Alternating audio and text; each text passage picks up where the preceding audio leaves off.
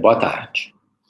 Eu sou Leonardo Avritzer, sou coordenador do INCT Instituto da Democracia e da Democratização da Comunicação, e esse é um programa ao vivo, de conjuntura, que nós estamos lançando hoje, em virtude de duas conjunturas que ocorrem simultaneamente no nosso país. De um lado, a quarentena, que coloca o isolamento das pessoas, portanto, coloca a necessidade de que elas se informem por meios alternativos. Por outro lado, essa crise política acentuada do governo Bolsonaro, que começou, talvez desde o dia que ele se elegeu, mas que tem se acentuado, né, nessa última semana, e a necessidade de produzir análises políticas de qualidade sobre o que está acontecendo com a política no nosso país.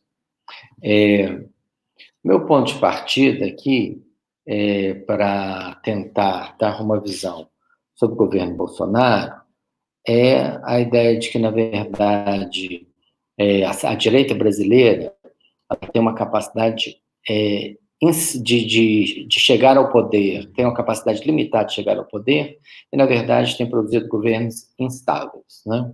Essa seria, na verdade, a trajetória brasileira dos últimos 50 anos, ou um pouco mais, né, desde que Jânio Quadros chegou à presidência em 1960, né? O Jânio faz um governo instável e renuncia, o Collor faz um governo instável e é impedido depois de pouco mais de 2 anos, e nesse momento nós temos 1 ano e 3 meses de governo Bolsonaro.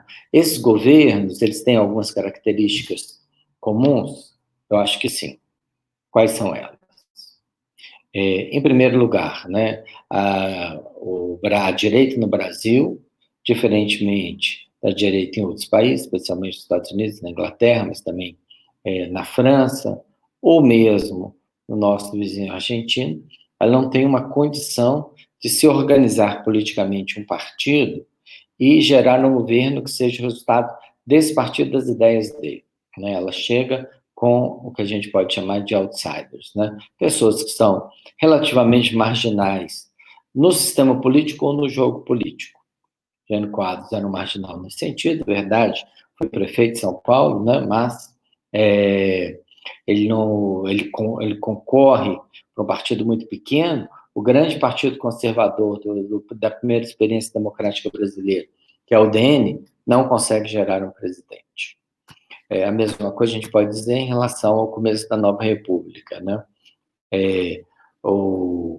A possibilidade, o grande partido conservador naquele momento, os democratas, né, que eram conhecidos naquele momento como o Partido da Frente Liberal, eles também não conseguem gerar um candidato ou um presidente, né? Então, quem são esses candidatos a presidente? São pessoas outsiders do sistema político que, na verdade, contam com uma base frágil no Congresso. A base frágil no Congresso, ela deriva do fato de que esses candidatos ou esses presidentes, uma vez eleitos, candidatos uma vez eleitos presidentes, eles não têm uma relação tranquila com uma base parlamentar que o sustente. Né? Isso já aconteceu com o Jânio Quadros, que acaba renunciando devido à sua incapacidade de constituir uma base mais estável no Congresso. Isso ocorre com o Collor, que também vai desgastando sua relação com, seja o PMDB, seja o Partido da Frente Liberal, naquele momento. Jair Bolsonaro, ele tem esse problema acentuado, né? Por quê? Porque ele quer, na verdade, surfar numa crítica que o sistema político brasileiro recebeu durante a crise do governo Dilma e o desenvolvimento da Operação Lava Jato, que é a ideia de que o problema do sistema político brasileiro que gera corrupção são as alianças políticas que se estabelecem no Congresso. Evidentemente que existe um problema nas alianças políticas que se estabelecem no Congresso, mas a ideia de que você pode governar sem alianças políticas do Congresso é uma ideia falsa. A gente está vendo isso nesse momento. A diferença entre Jânio Quadros, Collor e Jair Bolsonaro é que os dois tentaram, em alguma medida, constituir uma base no Congresso e tiveram problemas com essa base. Jair Bolsonaro não tentou, pelo contrário, né? Pelo seu estilo pessoal, que é um estilo de alienar e tensionar com outras lideranças, né? O que o Jair Bolsonaro ele faz na verdade, não se preocupar em constituir uma base no Congresso, né? Então, ele é um dos presidentes que teve o maior número de decretos dele derrubados, medidas provisórias derrubadas, mas, na verdade, ele acaba sendo um presidente que também não se interessa muito por isso, tal como eu vou tentar mencionar mais à frente. Esse é um dos motivos pelos quais ele vai entrar nesse momento do coronavírus, da pandemia, numa situação muito vulnerável. Por quê? Porque o Jair Bolsonaro também ele não se interessa com a ideia de governar, né? Ele não é uma pessoa que tem uma concepção de governabilidade. Em geral, presidentes governam. Não é a concepção de Jair Bolsonaro. Ele acha que a presidência serve para tensionar, né, ou atacar aos partidos, às organizações não governamentais, à imprensa e algumas ideias de esquerda. Então, por exemplo, se a gente vê o discurso que ele fez na abertura da Assembleia Geral das Nações Unidas, em setembro do ano passado, tem essas características, né? O Brasil está sobre uma certa crítica naquele momento, justa, por parte de organizações internacionais em relação ao meio ambiente. Ele vem e faz um discurso sobre o perigo do comunismo no mundo, né? Um discurso que lembraria, assim, a crise dos mísseis cubanos nos anos 60, alguma coisa nesse estilo, né? Então, Jair Bolsonaro ele não se preocupa em ter uma organização política do seu governo. E diga-se de passagem, também é uma coisa que eu vou tentar mencionar mais à frente, surpreendentemente, ele até tem um Ministério da Saúde relativamente bem organizado. Provavelmente pelo fato de que o Ministério da Saúde tem burocracias relativamente independentes do governo e que funcionam, a não ser que o presidente as desfaça.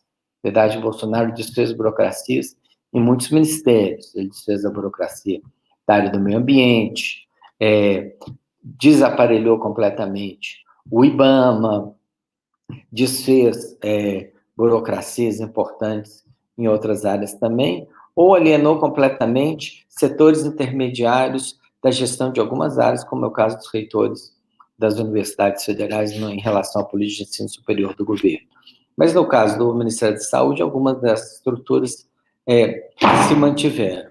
No caso do bolsonarismo, né, é interessante a gente ainda tentar caracterizar um pouco mais.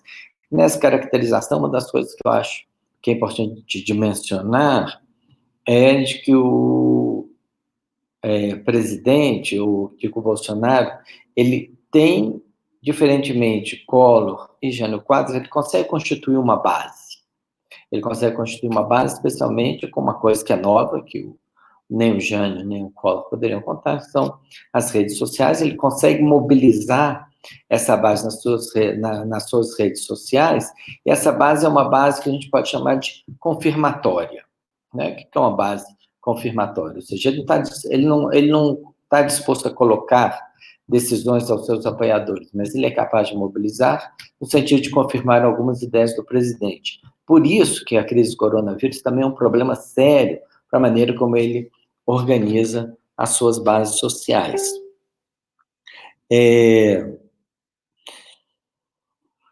Desde os seus primeiros meses de governo, o Bolsonaro perde apoio, né? Ele é eleito com um pouco mais de 54% dos votos.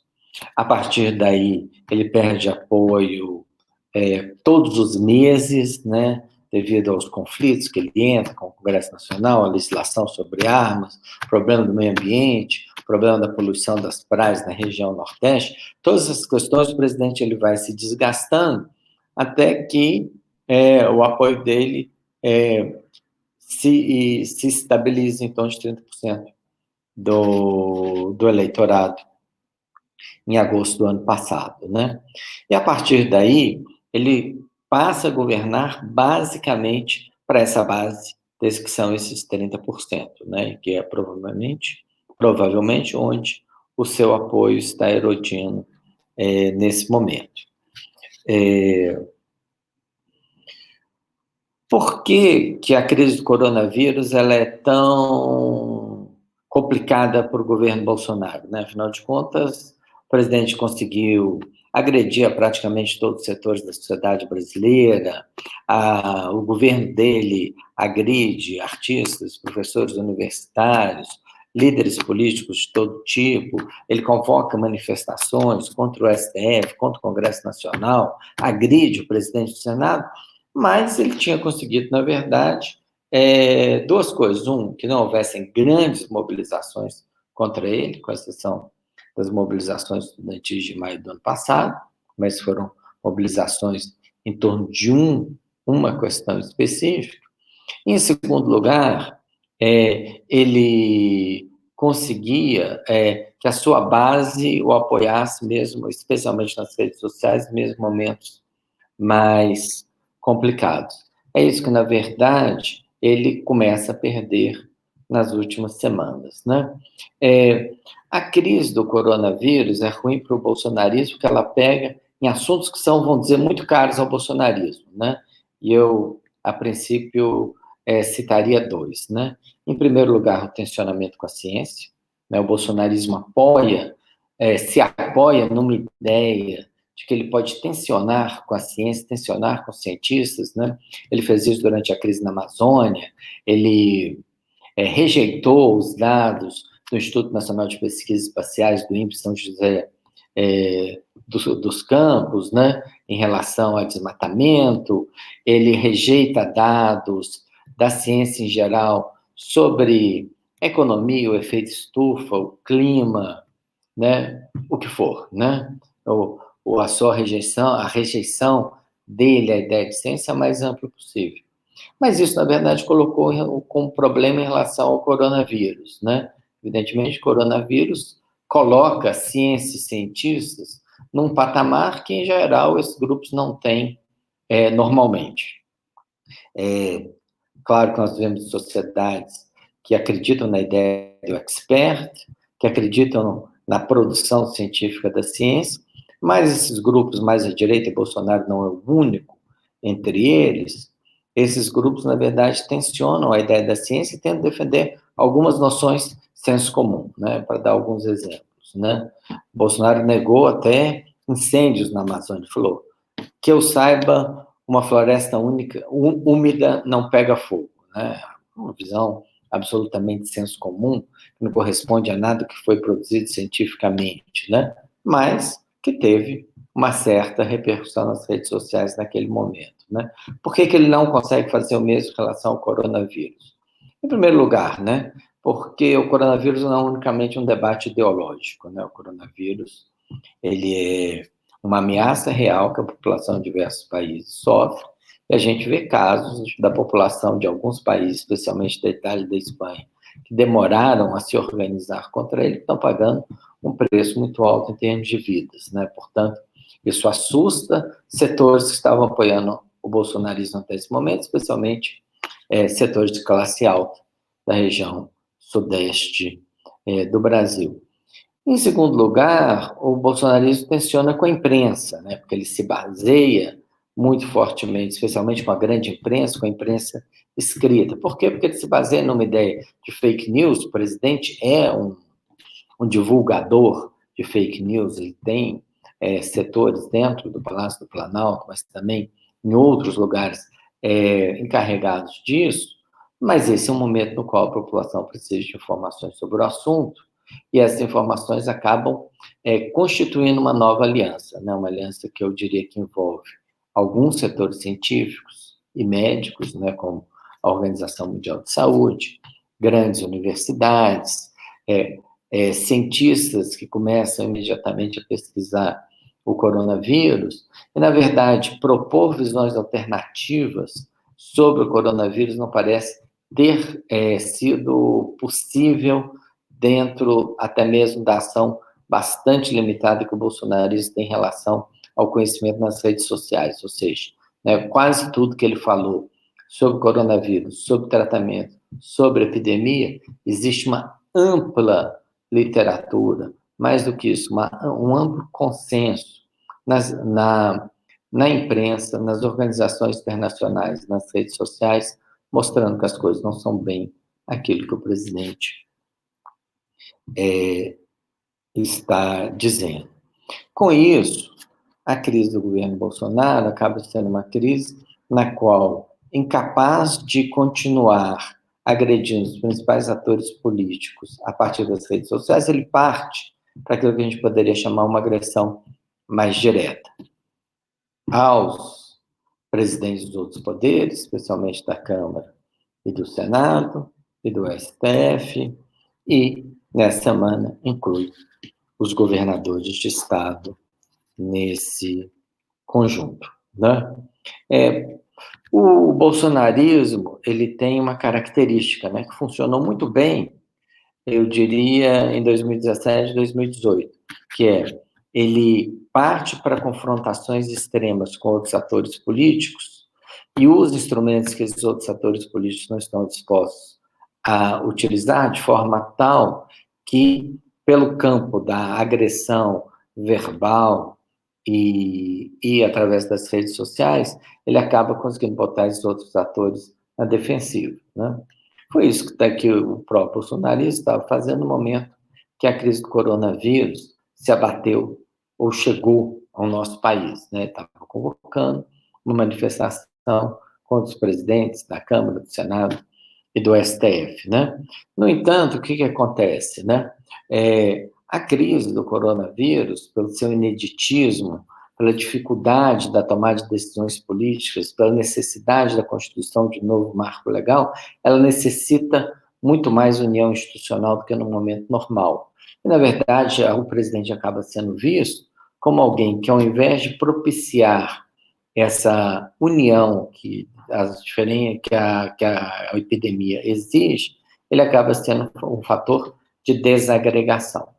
Isso, na verdade, se acentuou no momento em que o Bolsonaro tentou agredir também os governadores e alguns prefeitos pelas medidas que eles estavam tomando, até então, até que ontem ele teve um forte enfrentamento com o governador do estado de São Paulo, enfrentamento esse no qual ele saiu bastante chamuscado, né, para dizer o mínimo.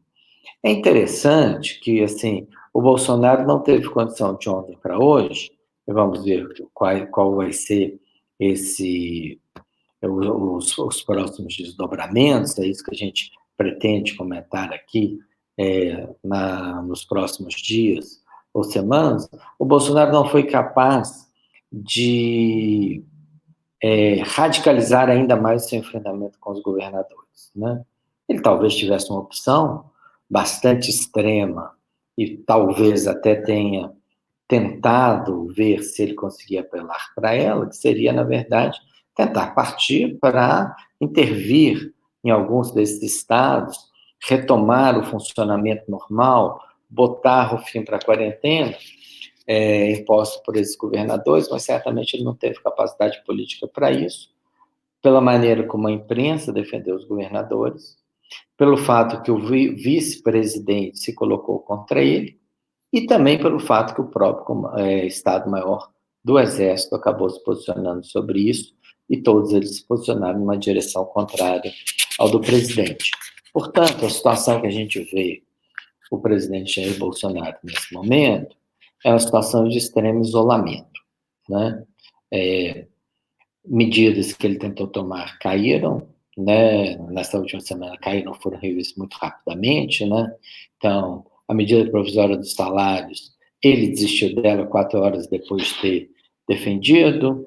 A reedição dessa medida com limitações fortes, a lei de acesso à informação foi derrubada hoje no STF. A tentativa dele de coagir os governadores, na verdade, os uniu ainda mais, e 25 governadores assinaram uma carta conjunta sobre o assunto na tarde de hoje. Então, tudo isso mostra um profundo isolamento do presidente e da estratégia confrontacionista dele. A pergunta que eu vou estar tentando analisar aqui nos próximos dias ou semanas com vocês é: o bolsonarismo consegue sobreviver a essa crise? O bolsonarismo consegue sobreviver isolado nas redes sociais, no Congresso, entre os governadores, no sistema político e na imprensa? Né? Eu acho que, a princípio, a resposta seria não, mas a gente não tem ainda um horizonte de certeza sobre se esse fenômeno tão deletério para a vida democrática do nosso país, que é o bolsonarismo, se ele está próximo do seu final. Vamos discutir aqui, então, as diversas alternativas, né? De ontem para hoje, eu acho que a tentativa de uma radicalização, tentando partir, talvez, para intervenção nos estados, ou algum tipo de ação antidemocrática por parte de Jair Bolsonaro, parece que ficou excluída, pelo menos momentaneamente, do cenário político, né? Vamos discutir isso na nossa próxima fala. O impeachment parece ser algo que está próximo do Bolsonaro, mas ele é longo e provavelmente produziria mais instabilidade nesse momento no Brasil do que o país é capaz de aguentar nessa situação. E a gente tem, então, a renúncia, que aparece como algo em relação ao qual se falou muito no dia de hoje, a partir de um artigo da ex-editora de política do Valor Econômico, Maria Cristina Fernandes, que diz que, na verdade, é essa que é a moeda da vez, em relação à qual o Bolsonaro está sendo pressionado. Diversos articulistas importantes mencionaram isso, alguns colocam que o Bolsonaro já não governa, que é verdade parcialmente, ou seja, as principais ações que ele tentou tomar de segunda-feira para cá, todas foram bloqueadas pelo Congresso, pelos governadores ou pelo STF. A questão é se o bolsonarismo tem futuro sem ser capaz de tensionar as instituições políticas, né? É a resposta a essa questão que vai mostrar o desenrolar da conjuntura no nosso país. Nós, agora, a princípio, estaríamos dispostos a tomar um pequeno número de questões, se alguém gostar ou tomar a iniciativa de colocar questões para nós.